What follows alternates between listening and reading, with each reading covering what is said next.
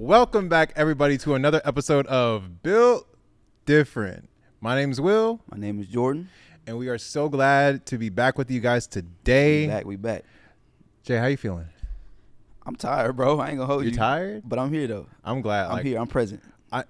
Thank you for being present. I'm present because and listening. you are on the outside how I feel on the inside. Okay.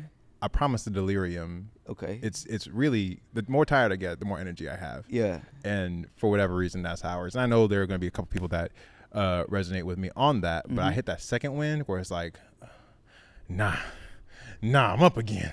Hold on. Are you, to help with your energy, are you a coffee guy? Or are you more of a just an energy drink guy? Okay. I try to stay away from coffee, like caffeinated coffee. The taste of coffee is cool. Yeah. But caffeinated coffee, I can't do it. Okay. I'll glitch out. It's a bad time. Super caffeine sensitive. Yeah. Oh, absolutely. Okay. And it's not even like good focus. It's like I'm trying to write a report. I'm like, yeah. It's not a good time. So I don't do coffee. I do some energy drinks. And the energy drinks that I drink are usually under 100 grams of caffeine. Okay. That's like the most I can do. Got you. Because I will tweak out. And okay. Tweak out so bad. Like children, I'm worse. It's bad. So, but yeah, I don't do a lot of caffeine. I remember I had tried Celsius. Yeah. Before worship, like on Sunday. Bad time. Bro, I'm over here trying to swell. I couldn't even. I couldn't play, bro. I was so glitchy. I was like, nah, I'm good. Never again. Yeah. Never again. I stopped drinking like the mainstream energy drinks when I had Monster once. I sipped a Monster once, and I promise you, I didn't breathe for 15 minutes because I was talking the whole time.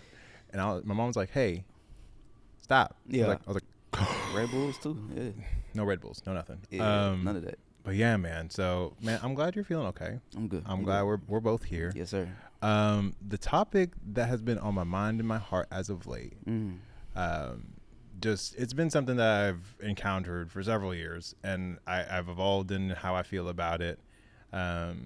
But as someone that is an artist, that takes part in it, but as someone that is just a person trying to be a person, the concept of black men having black boy joy is always, it's not a fight, but it's like, how do you explain this to somebody that is living their own experience? And like, oh man, like I watched the video the other day. It's like, at what age do black men stop saying hi? It's like, I call you on the phone and I'm like, hi. Yeah. And it's like, you're a black man, you can't say hi. It's like, well, why not? You're right. Yeah. What's wrong with me saying that? Like, what's wrong with hi? If you choose not to say it, that's cool. Yeah. But like, why is it frowned upon? Be like, what's up? Like, dang, bro. Hey, what's up, shawty? Yeah. Yeah. Word. You're. Why did we go from words to grunts? Yeah. It's a whole thing. Yeah. But yeah, let's just talk about black boy joy. Like, what for you, Jordan, as a black man, and all adults are just kids that have been here longer. Is there a black boy inside of you that, like, were you ever not this cool and swagged out? Did you ever have a bad hair day? Like, did you ever have busted up sneakers? Like, oh yeah, I've never seen you not looking scars on my knees and everything. Yeah, really? Like, sure. So let's talk about Lil Jordan, and let's talk about, what would you say to Little Jordan today? Wow. Okay. I'm going to start it off like this. And this is kind of interesting because I just had a therapy session talking about Little Jordan. That's crazy. Last week. Wow. And while my therapist was kind of asking me, we kind of reflecting on certain things that I've been, dealing with in this season, and then kind of still working through healing the inner child and all those different things. I recognize, and looking back through my childhood, that Little Jordan was abandoned. And for context, my parents divorced when I was 10 years old, and I was so alone. It took me years to heal from that until like I was 2 years ago, right? So, but I also recognized too, and I gave her a visual. She asked me a question. She's like, all right, let's go back to Lil Jordan. I said, okay, let's do it. And she told me, like, what do you see with little Jordan? Like, what did you see in the little version of you? And I was like, well, in that moment, I paused, didn't say a word, just sitting in my car on my phone talking to her, and this visual came into my mind of me driving up to a park that had a lake, and just for me to just release, just for me to walk and just be in peace. And I'm walking, and I see this little boy sitting down on the grass in shade with his head down. I'm just walking. I don't know where this came from, this visual. I just saw it. I'm walking, and I turn around, look to the right side, and I'm like, that looks like me. Wait, that's me. And I go up to him, sit down next to him, didn't say a word. I sit down, put my arm over him. Then I finally spoke and said, I will never leave you alone ever again. Yeah. I don't want to abandon you. You have been lonely. You have been isolated. Yeah. But I will always protect you. Powerful. And I don't know where that came from. Like, I've never had dreams of this. I've never have ever, like, thought about this until that day and that afternoon on Tuesday. Yeah. Of me seeing myself with his head down, alone, and the 30-year-old version of me is now saying, I'm not going to leave you alone ever again. I want to protect you.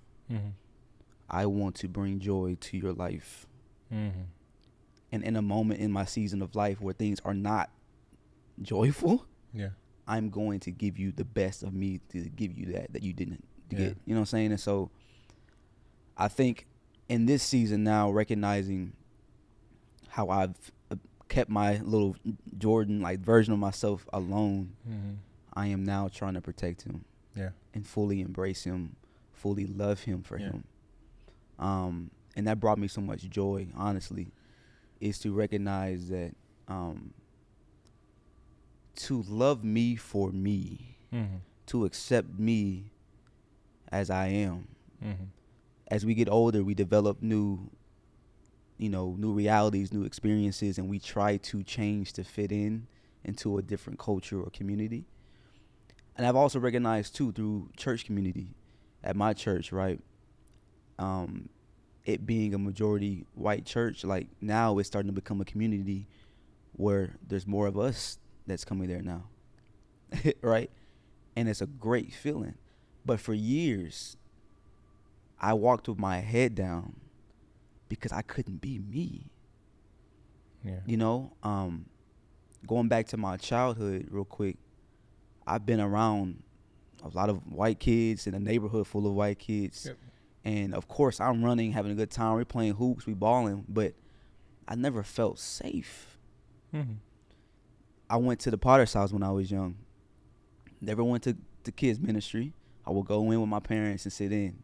Like I just never, it was hard for me to crave just being around kids my age for whatever reason. I'm more of an old school soul. So for me, it was more like I just need to be with my parents because I just never felt safe anywhere I went. And so now I'm realizing then I was just abandoned, bro. I was alone. I was scared. I was all these different things. And now I'm in a place in my life where I'm recognizing I need to love me for me and protect little Jordan. And that's what brings me so much joy, is now getting to a place in my life where I just want to take care of him and that's let that version of me become greater, because now I'm accepting me for me and not trying to change for nobody else. Because I've done that so much. And there's so much, when you become this version that you are not, or you are acting in this version you're not, of course you're performative, of course you are not being real with yourself.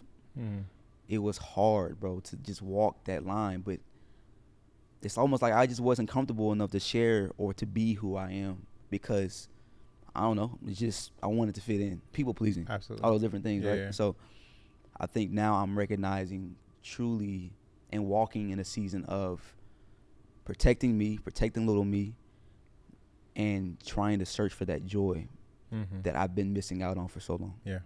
Yeah. That's awesome. First off, that's exciting. Yeah. Two things I want to dig into. Yep. And you can answer them either 1 and 2, 1 back and forth, however you want to answer that. Can you remember any time before 10, like just things that made you happy, were you goofy, not necessarily unaware, but was there just a moment where you're just like, man, I'm just a kid doing kid stuff? Yeah. And then, if or if not, that's one question. Mm-hmm. The next question is, what are you excited about exploring that could ignite that joy, right? It's not like, oh, I'm doing this because it makes me happy and I'm a guy. It's like, nah, I'm 30 years old and I just found out I love Legos. I'm 30 years old and I just found out Beyblades back in. Beyblades, that's crazy. Whatever it is that just playing with yo-yos and stuff allows you to be a kid again, allows you to spark that wonder. Yeah. That's really what I'm trying to get at. Yeah. Is like, it doesn't have to be quote unquote like an age appropriate thing. It's just whatever sparks that wonder in you again. It's not it has nothing to do with race, has nothing to do with age. Like, this is just fascinating and this makes me curious and this makes me want to like explore stuff. Right. That's That's a beautiful question. I think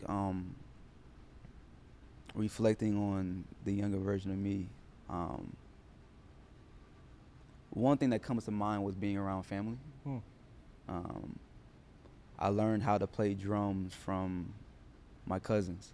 I'll never forget the day where they had a band session at my auntie's house, and I would love to go watch them play. And one time my cousin put me on his lap, gave me some sticks, and I just doing whatever, right? And I started playing, and just the joy that I got from that was such a great feeling. And then I remember one time as well, my cousin was playing drums, and I'm sitting right behind him, the drum throne right behind him, just watching him play. And seeing where I'm at now because of those experiences brings me so much joy. Because just spending time with my cousins, like making music, being involved in music, spending those quality time with them was such a quick time in my life, but such a special time of my life, because I developed a gift that God gave me, but I was able to experience through my family. And so for me, it all goes back to family. It goes back to all those times to where I'm just spending time with my auntie, and I'm watching her bake cakes. She loves to bake cakes and pies and all these different things. And seeing her in that element, the joy that came from her, me being young, don't have no idea what I'm doing, but she's teaching me how to do certain things. And just being with her and just being in that element of just like, wow, this feels great. Creativity. Yeah, like, I think sometimes we take for granted how important being present with family is, because it goes by so fast, bro. It goes by so fast. And we get older and we almost, in a way, not forget, but we don't spend that quality time with them as much, because it's like, oh, I got work tomorrow, or I got things I got to do. Like, but allowing to put your phone down and say, you know what, I want to spend time and just have a good time with my family, with my auntie, with my cousin, whatever that looks like. So that's one. Of course, just being goofy with friends in the neighborhood and running around and learning how to ride bikes. I remember one time I learned how to ride a bike and I fell in an ant pile and I had ants all on my leg. And I'm like, Dad, I got all these ants, like freaking out. Yeah. And he said, it's okay, son. He just wipes it off. Yeah. But I'm like, I got all these ants. Like, but just those, like, it was very scary, don't get me wrong, but it was those memories of just learning how to do something. Yeah. And allowing my dad to say, all right, son, I'm going to let go of this bike. Now you got it. Yeah. And so, or just playing hoops, in the neighborhood and drinking water from the hose. Like, those are things that we can't do that no more. You're going to die. Right. You know what I'm saying? Now I'm drinking Mountain Valley water, glass, because I'm bougie now, but like those are memories that I will never forget. Yeah. Because I was a child and I didn't care about nothing. Yeah. I wasn't stuck in the crib playing video games. None. I'm outside, bro. Not in that way, but outside. Yeah. Just enjoying life. Yeah. And why can't we do that now? Yeah. Why are we so stuck inside when there's so much to experience outside? I think there are several good reasons for that. Yeah. But I think a lot of men in general, but black men specifically, experience a similar form of boxed inness, right? Whether it's code switching as black people in America, whether it's, oh, I'm really from Oak Cliff, Deep Ellum area, but now I'm over in Highland Park. Yeah. Like, I gotta, move a certain way. I think what we tend to lose sight of is, and this is how I put it, Mm-hmm. XYZ experience or XYZ personality comes in black too. Right? Oh, you're smart. For a black person, like, no, I'm smart and it comes in black. Oh, I'm like, hate the comment, you're pretty for a black girl. No, I'm pretty and it comes in black. Right? I see what you're saying. Yeah. I'm athletic and it comes in black. Or things like, oh yeah, you must be athletic because you're black. It's like, no. I'm athletic and I'm black. Yeah. Larry Bird is athletic and he's white. Right. Eminem's a good rapper and he's white. Yeah. Right? We didn't, and so there are certain things. I think Black Boy Joy is like, from my experience, is like, cool. I do the things that don't fit the stereotype of black, and it's just me being me, and I'm just as joyful, just as filled with wonder and curiosity. Like in the last couple of years, I found out I like to bake. Yeah. Let's go. Right? Yeah. And now it's a fad with social media. Like, oh man, he can cook. Oh, I love a black man that cook. Nah, I just like to bake. Yeah. Because I hated baking because it's like recipes and stuff. And you're like, yeah, it's chemistry. You got to follow the recipe. I'm like, nah, I'm going to bake like I cook. I'm going to just eyeball it and mess it up. And then I'm going to try again next time. Right. And now I'm really good at like baking like cookies and baking loaves. I started up. with a recipe. Yeah. I did. Yeah. And then I stopped using recipes. I just look at it. I'm like, nah, it needs more flour. Yeah, you turn it to your own. Exactly, right? It's good. And that for me is just like a space of wonder. Right? It's just like, cool, I wonder what happened if I do this. And if I do it, there's no one's going to come for me. It's not I just got a nasty tasting cake. I got a runny cake, or the cake turns into a bagel. Mm-hmm. It's like a half a cup of flour. That's the difference. Ask me how I know. Right? And so for me, it's just exploring things that have nothing to do with a culture, but for me individually, spark my interest, spark my attention. Right? And so I ask you, it's like, cool. I know you say you're in a space where you're protecting little Jordan. Is there anything that little Jordan was just like, man, I always wanted to do that? Or is there anything that Jordan now is like, hey, bro, we got time, energy, and resources. We can now go do that? Nothing that comes to mind right now. Yeah. That's a deep question because Think on it. I think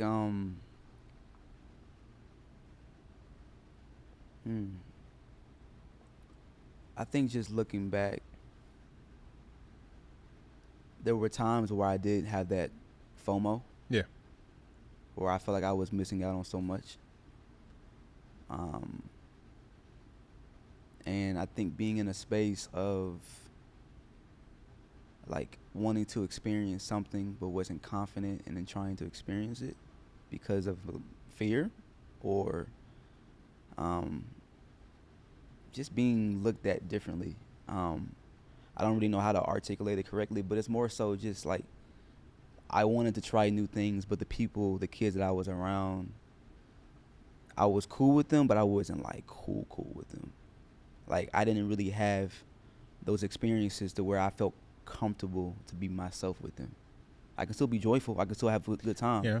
But those experiences in regards to just trying new things, like I played, t-ball, baseball, or I played golf and all those different things. Like those were different, especially as a black boy playing golf. Like what? That's crazy. But there was more that I wanted to experience. And I think me moving away from where I was born made it even harder because I had to go into a space after the divorce where I moved to a different city and I had to restart, I feel like. And I feel like that set me back because my friends that I had, they're now gone in a way. And now I'm having to experience a whole new reality, a whole different world, I feel like, and start over again. And so while I was still hurt and burnt out from all that, I felt like I just stunted my ability to want to learn or try new things because it was a whole different experience that I had to restart.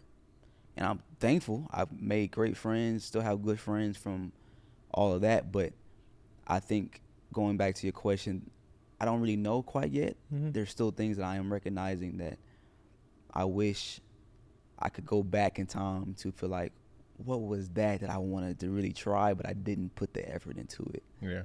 My mom had to push me to play drums at church.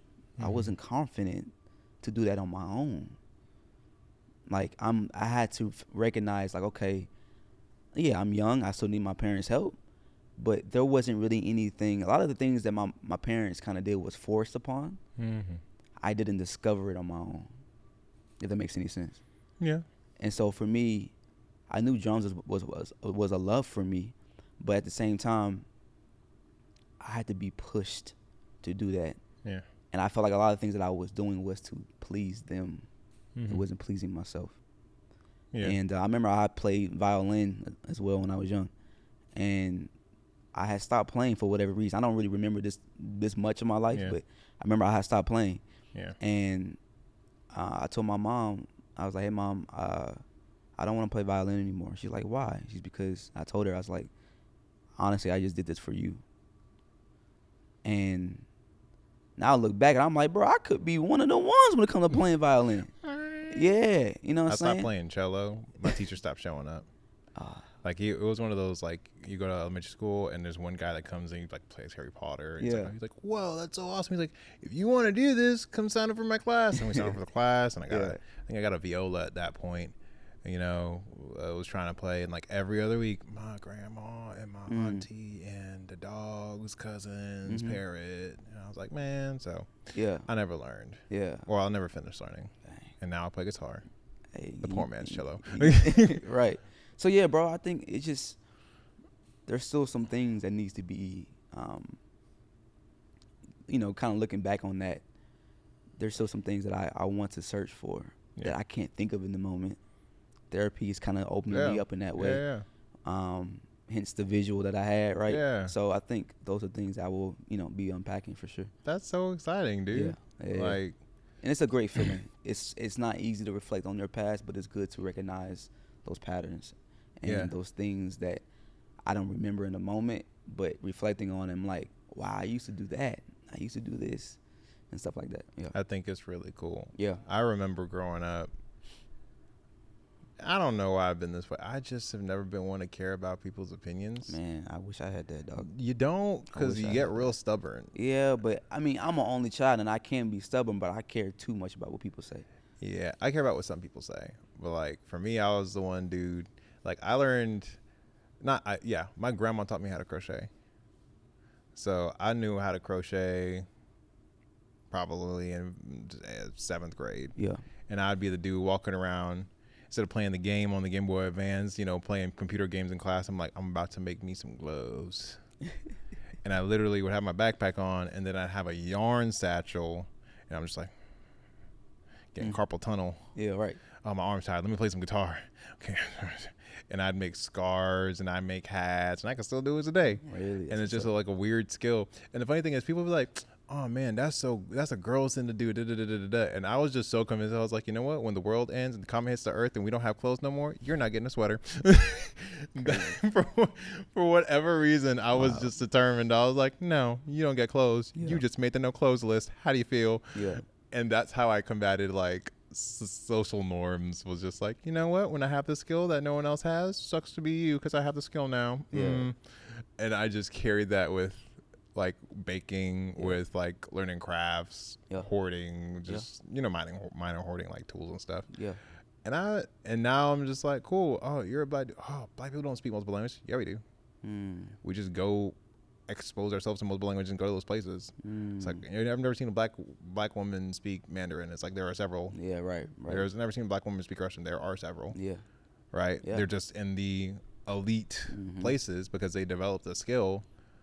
And they went off to do whatever they went off to do, become, an interpreter move to that country where they were just fascinated by, right? So I'm excited to see where your wonder and like kind of like reestablishing that wonder, where that takes you. Yeah. It's like, yeah, I've been a drummer for 30 years. Now what do? I'm a bird watcher. I'm a bird watcher. Did you know that birds, right? It's just something completely different. Yeah. And I mean, for me, like, music's dope. And in the next 15 years, I may not be a musician. I may be a polyglot that lives in Croatia, being a life coach. I can see that, bro. Unfortunately, right? But you see can. you in a different, and it comes in this color, right? Right. And it has nothing to do with personally like just being black. It's just like, when did we stop allowing black men to explore their wonder? And yes, I understand. Okay, cool. You're in America. You grow up in certain environments. We're not allowed that luxury. That's a whole conversation. Yeah. I get it. I do. And when you move out of those environments, right? You move from where to where? That's a Cedar question. Hill to Plano. You move from Cedar Hill to Plano. Yeah. Right? Completely different environment. Yep. It's like, all right, cool. Yes, you're still a black man in America, and you now have access to the XYZ ABC 1123. You can safely explore this, right? Oh man, in Cedar Hill we don't have. I don't even know what Cedar Hill 20 years ago was like. I'm gonna say Kava. There was nothing out there. We don't got Kava down there. You go to Plano, it's like, oh my gosh, there's a new restaurant named Kava. It was a whole different. Man, black people don't eat Kava. Yes, we do. Go get you a Mediterranean bowl and you like it. Have you been to a spot called Williams Chicken? No. Okay, so they have one in Cedar Hill, and they actually have one in Carrollton, Yeah. not too far. But that was like my spot, old school spot, was it like good? kind of hole in the wall. It's great. Really? Yeah, it's not good for you, of course, but it was great. And like that was like my spot, bro. Like I would go there every now and then with parents and whatnot. And moving out here and not seeing that was like, what? Like I'm used to this. I'm used to, but I'm also used to not being around a lot of things. Like a lot of Plano was there's so many options. There's Willow Bend Mall. There's Cedar Hill was kind of just like a desert land with houses and a high school. And Williams Chicken. And Williams Chicken and my barbershop that I went to. Like it was it. It was simple. So it was very simple, very plain. Yeah. Moving to Plano was just like, bro, did I move to a different state? Like, what is this? And so readjusting to that was like, I have to start over because I'm used to this. I'm used to the quiet. Yeah. Now I'm getting used to a little bit more chaos and more just overall just a lot of different experiences that I'm not used to. You know? How much of that do you think was survivalistic mentality, and how much of that do you think was, this is just what I like? Because I can see both. I can see 10-year-old Jordan, like, there's a lot going on. This is a new place. I'm just going to stick to what I know for the sake of familiarity because there's too much changing. But I can also see it like, Kava, man, if you don't give me the Williams Chicken, get out of here, bro. I like Kava, man. I can see both, right? Yeah. So think on it, but like also, how much of which do you think it was? How much of it was like, I'm gonna just stick to what I know because that's what's safe right now because there's a lot going on, and how that played into you getting to explore your joy and your wonder. Yeah, I think it was a little bit of both. I was definitely. I mean, I moved to middle school, Renner Middle School. Shout out Mustangs. 6th grade. And bro, so my dad would like, he'll give me clothes to dress for school, and bro, he had me wearing like slacks, baggy slacks, That's crazy. Dress shoes, a dress shirt to school. Vibes. Like what? What are you doing? Like I'm looking crazy compared to everybody else. Everybody else is casual. Yep. My dad had me dressing up for church going to school, bro. Yep. So seeing that and me navigating through that again was super hard because I'm coming off as just like, who is this kid? Yeah. Why is he so different? And I felt like I was surviving within that because, again, I am in a space to where I'm just used to what I'm used to, and trying to develop a new develop new friends and develop a new culture and develop a new norm, right? It took me a long time. Like that fear of going to school for the first time. I don't know anyone, and I got to sit down to a stranger that I don't know and they're looking at me weird because I'm over here wearing TD Jakes slacks. Like, That's what? crazy work. You know what I'm saying? Like, what are you doing? Yeah. And so for me, it was kind of like, it took me a minute, bro, to really like just open up, bro. Like, I was surviving. I was sitting by myself at lunch. I was trying to introduce myself to a friend, a potential friend.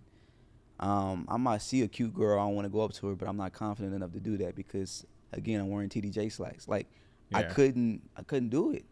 So I kept seeing myself in those moments like, why do I have to be here? Let's back up for a minute because I resonate so heavily with trying to establish your identity with a group of people that you're not homogenous to. What'd you say? Homogenous? Homogenous. What does that mean, dog? Establishing who you are and people that aren't like you. All right, I'm gonna try to. Yeah. Thank you. Sorry. Homogenous. I used my SAT book and I memorized it. Homogenous but is crazy. Yeah, like trying to, like, for me, I went to Tech. I went to Texas Tech. Yeah. And I remember freshman year, I was just hanging out with a group of, like, I think it was for the BSM, Baptist Student Ministry, 1 and 2. I'm like, all right, guys, yeah, we're going to go two-stepping. And me being from Dallas, I'm like, cool. I didn't know Sierra made it out to West Texas. Hilarious. Let's go. I'm like, cool, let's do a little 1-2 step. And I realized I was in West Texas very quickly when they pulled up to a country bar. And I was like, now this was back in my heathen days. Yeah. So all I'm seeing is a bunch of 2% milk and boots and Daisy Dukes. And I'm just like, how do I talk to, and my first thought wasn't like, oh, how do I get in their pants? My first thought is, which black do they want? Okay. No, but think about it, right? For sure. If you're talking to someone that's not black, do they want, hello, good evening, my name is William. Nice to meet you. I see that you two-step. Would you like to teach me how to dance? Yeah. Or do they want, hey, what's up, shawty? It was popping. Girl, you looking good in that. Yeah. Or do they want somewhere in the middle? And you're like, I get one shot. Yeah. And she's so pretty. And I don't know what to do with it. That first impression is crucial. Come to find out several years later, black people have their own rodeos. And you can just be black at a rodeo. Yep. Wearing Daisy Dukes in the boots. And shout out to you. Right? Right. And so let's just kind of figure out like let's talk about what it feels like to be in a space where you're not homogenous, where people aren't like you. And you're trying to figure out, because that in and of itself is some form of survival mode. Because your brain is like, cool, I got one chance to do this. Either I'm going to make a new friend or they're going to go tell their friends not to talk to me. We got to figure this out. Like, do you have any experiences like that? Am I crazy? No, you're not. Okay. I feel like most of my teenage years I was like that, for sure. Yeah. Again, going to school and being around a lot of white kids, I felt like I tried so hard to fit in, but also I know that I'm not in my norm. And I felt like I noticed myself talking like them. Like my tonality was changing. At the time my swag was changing just to fit in. I remember like Sperry's with the white socks was a thing for a minute. Facts. In high school. Like, now that was a bunch of black people that did that as well, but it's just we were trying to fit in, or I'll speak for myself, I was trying to fit into a place that I never felt comfortable in.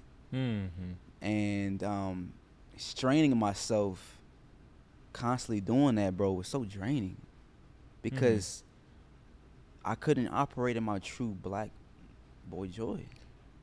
Can I stretch an experience for you? I still have my first pair of Sperry's, first off, right? Them things are resilient. They just need some new insoles and they're good to go. Yeah, they good to go. They're good to go. They're lifetime, bro. They are absolutely lifetime. Sperry's rock. No ad, no promotion, no sponsorship. Yeah, right. I have a brother that is in college now, and he goes to college at Hampton. And Hampton does things a little different, right? So the Hampton experience is very different from Howard experience, Brown experience, et cetera, et cetera. It took me a while to realize that certain brands are championed by certain cultures, and they're by the name, like branding, they're targeting certain cultures. But what if no brand actually belongs to any culture? What if I can be a dude from North Carolina that wears Sperry's and Ralph Lauren and Gucci, or I can go up to Martha's Vineyard and rock some Jordans and rock some Louis and all the things, right? And it's like, oh, those are black clothes. It's like, no, they're clothes. Yeah. And I'm black. Or I wear all the nice things in a place where, like, you know, Atlanta, where urban wear and streetwear is prominent. And they're like, why are you dressed up to the nines? You coming from church? No, I'm just walking down the street. Why? Why are you wearing these? Because they make me feel comfortable. Oh, well, that's not how much you pay for that. I probably paid double. It's just not branded. Because of the fabric, right? Perry Ellis, whatever. Yeah. And so, could it be both, right? I can see your experiences like, man, I'm a dude wearing TD Jakes slacks and dress shoes one day, and then another day I'm wearing tube socks and Sperry's. Yeah. And it's like, when did Sperry's belong to white people? But then also the phase too of wearing FUBU. Bruh, oh my gosh, Fila. Reebok. Yeah, Reebok. K-Swiss. Yeah, all that. Yeah, like all that. Echo. Yeah. Echo Unlimited. Yeah. Oh, so my that feeling of gosh. wearing like that streetwear that was catered towards us, right? Yeah. And again, trying to show up with that different swag. Yeah. But still insecure. Yeah. Cause like, I'm still not in the space to where I'm accepted for wearing that. Yeah. Now, if I wear that in Cedar Hill, I'm with You're everybody. I'm done. locked in. But, Especially in combo. right. You know what I'm saying? But like, if I'm wearing that to Plain OS. it was hard. Yeah. And so it was a shift that, again, I didn't recognize. You know what? I don't care what you think about me. I'm doing this for me. But I was so fixated on the eyes of everybody else. Mm-hmm. What do they see me? Because I'm around all these white kids meeting their parents and changing the way I talk to fit in, so I don't come off as too Out of safety. right. I get it. Because I want to be able to get invited somewhere. For social survival. Right. For social survival. You know what I'm saying? So for me, that's where I had to, and still learning is the opinions of others. Yeah. Why does it matter? Because all it does is still my joy. Mm-hmm. If I can't operate in what God has called me to be, and the strength within that, and the confidence within that, regardless of what I wear. I now I think about it all the time, bro. Now is wearing a do-rag in public. Like, I still at times feel, is this too much? If I wear this to Whole Foods, is this Don't too even much get if I me wear this to started. a farmer's market? Yeah. Like, I still want to be me. I want to get some waves and, Yeah. and keep my hair looking Yeah. good. But is this too much? Mm-hmm. Like, so those things in my mind come Yeah. off as first impressions do matter, of course, Mhm. right? But how do I operate within that brings me joy, Yeah. but also being confident wherever I'm going? I love that. Yeah. I think a cool thing to kind of model. So I have a brand. It's Haste. It's my artist name. Shout out. Right. Yeah. The slogan is human connector making human connections. Say it again. Human connector making human connections. Mm. Right. It's not male, not female, man, woman, elder, child. It's you're a human trying to understand another human, connecting with another human, right? And so the reason the name came to be what it was is because I wrote my first song. My friend's like, "Oh, it's so good, you should put it out." I was like, "Cool." I'm not gonna put it out in my real name. My government name is so strong and has nothing to do with art. It's just really strong and like political. It's like, it's a strong name. That's great. I don't want you to think about that when I'm about to sing you a sad song. So I asked them, I was like, "Hey, what should my stage name be?" And they were having the hardest time describing me as a person because I wasn't blackity black. I wasn't white. I just did what I like to do, and I was just me. And so they would sit there and they're like, you're, and I was like, cool, I am. And guy was like, check yourself. And I was like, you right. And I was like, cool. So like, he is, because they're like, you're just your will. And I was like, cool, he is. And I was like, okay, let's roll with it. And then I was like, how can I jumble it up so it's not as obvious? And I came up with Haste. Because the obvious answer would be like he's or highs. And I was like, nah, jumble it up some more. Yeah, right, yeah. So I came up with Haste. It's like a race with an H. And I just kind of stuck with it. And I think at the time, her was just getting like super popular. So I did the little H.E.I.S. And I just ran with it. My mom hates it. She's still like, you sure it's not? I'm like, no, it's Haste. And so me being stubborn and being me is just like, okay, I wonder what it's like to experience somebody that looks some way and you perceive them some way, but when you talk to them, they talk another way. And when you get into their brain, they think a different way. And when you get into their heart, they are a different way, right? And it's just like, I can't put you in a box the way that I experience you, right? And for me, that just represents God. You can't put him in a box. It's like, oh, nothing good comes from Nazareth, right? How does Jesus come from Nazareth and do what he did and speak to who he spoke to and turn the world upside down in 3 years, right? That just is imago Dei to me. But to be a black man in Texas that speaks how he speaks, multiple languages, to be interested in this, have one pair of Jordans, and, not very big on fashion, doesn't get distressed jeans. Every hole my jean has, I put the hole in it. Yeah. Because I was working, right? And it's just like, I'm telling my own story. And my story does not look like anyone else's story. Yeah. So when you were talking about, going to the farmer's market in a do-rag, I was like, I'd love to see Jordan at the farmer's market in a purple, shiny silk Bow Wow do-rag. And he's having a great conversation with a farmer over fresh meat, and then he goes over to the natural body soap. Yep, you already know. Right? Yeah. Black owned or not. Yeah, natural right. body soap. Yeah. Having a great conversation. And they're like sourdough bread and everything. Exactly. And you're like, why you look like that, but you're at the farmer's market? It's like, this can't be at the farmer's market? Since when? Well, I would have thought that you would have. Why would you think that? And it's just slowly but surely acknowledging and kind of putting cracks in the patterns and the boxes that people put you in. Yeah. It's like, oh, why do you do that? Why would I not do that? Just like take a second to think, why would I not do that? Yeah. Oh, because, well, normally you're not going to encounter normal with me. Yeah. You're going to encounter an individual experience. So everything you have to think about normal, throw that out the window. Yeah. I am Jordan. Yeah. I'm a black man that wears jorts and a do-rag, and I like natural soap. Right. Parabens suck. Right.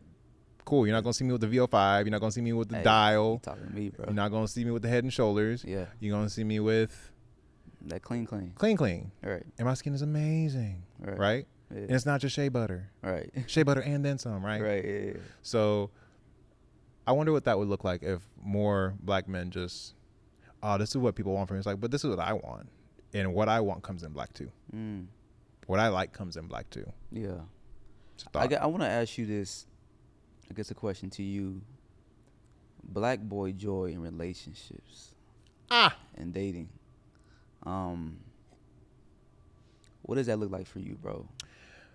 Or what has that looked like for you? Man, black boy joy in relationships for me is finding a safe space to be vulnerable. Yep. Finding a safe space to be wrong.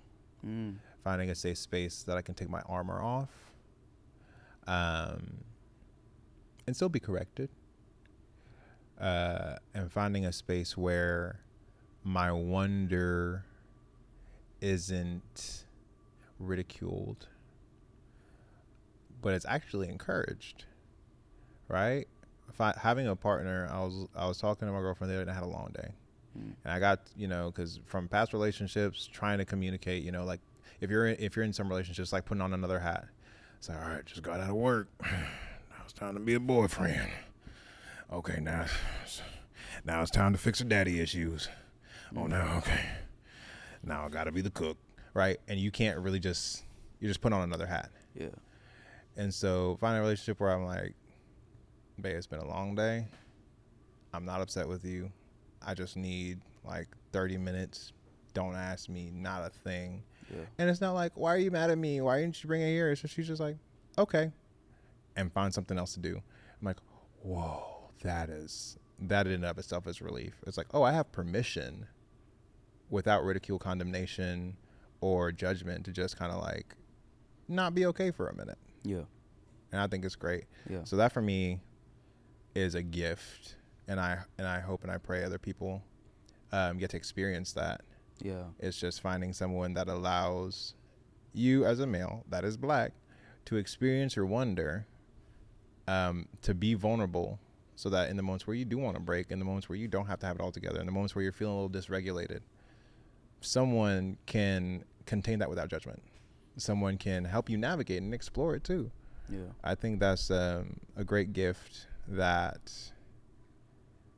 people should experience. Black boys, black men should experience. Does that also look like for you though, like just being able to be comfortable? I know it comes with vulnerability or transparency of just sharing what's bothering you from the day, or sharing what's been bothering you from just a season that you're in.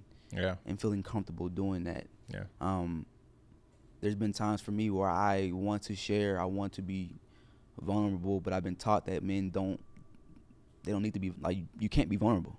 Yeah. Like, why are you being vulnerable? That gives your woman or a female a way to use that as fuel to get back out you. Mm-hmm. You know what I'm saying? So for me, I'm like still balancing the fact of don't overshare, but share enough. But at the same time, I'm like, man, this woman loves me for me, bro, and like invites my transparency and realness of what I'm dealing with. Like, that's safe. I think there's a balance. Absolutely. Right. You don't want to overshare. You don't want to overshare, but you also don't want to miss the opportunity to be seen, because most people just want to be seen, heard, and known. Seen, heard, known, loved, and accepted, right? That's what most people want. And so if you can do that in any relationship, platonic or otherwise, that's what people want, right? That's why it's human connector making human connections. I'm not trying to get at you. I'm not trying to romance you. I'm not trying to take you down. I'm really just trying to let you know you're seen. Yeah. You're seen, heard, known, and loved in a non-sensual, non-corrupted, non-distorted way. You can be a beautiful human being, and I'm going to give you the same respect, honor, and attention, because you're God's creation. Yeah.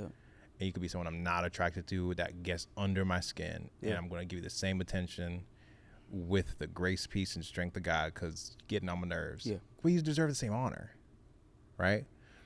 And that doesn't have to be, there doesn't have to be a leverage, there doesn't have to be a gain from that. There can be, but there doesn't have to be. Right. There doesn't have to be some type of leverage to get something from that. And so for me, it's like, how do you know someone loves you? One, if you don't know what you love or love yourself. The indicator for me is, cool, is this person giving me space and opportunity to figure out what I like?